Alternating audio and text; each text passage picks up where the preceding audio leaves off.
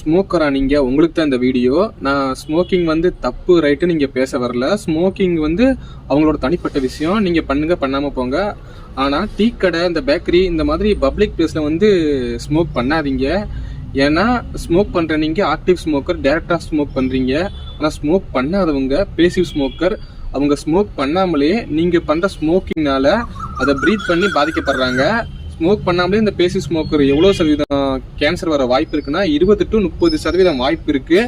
இந்த மாதிரி டீ கடைக்கும் பேக்கரிக்கும் வர்றது சின்ன குழந்தைங்க வர்றாங்க, வயசானவங்க வர்றாங்க, லேடிஸ் வர்றாங்க. அந்த மாதிரி இடத்துல இப்படி ஸ்மோக் பண்ணி அவங்களுக்கு கேன்சர் வர வச்சிடாதீங்க. ஏன்டா அப்படி சொல்கிறேன் அப்படின்னு கேட்டிங்கன்னா, இப்போலாம் முன்னாடி விட ரொம்பவே அதிகமாக இந்த பேக்கரிகளில் தான் ஸ்மோக்கிங் விட்டு தள்ளுறாங்க. சிகரெட் அவ்வளோ ஓடுது. இதை வந்து அந்த ஸ்மோக் பண்ணுறவங்க ரிலைஸ் பண்ணி அங்கே ஸ்மோக் பண்ணாமல் வேறு ஏதாவது இடத்துல போய் ஓரமாக ஸ்மோக் பண்ணால் பரவாயில்ல. சிலர்லாம் ரொம்ப ஜென்யூனாக ஓரமாக போய் தான் ஸ்மோக் பண்ணுறாங்க.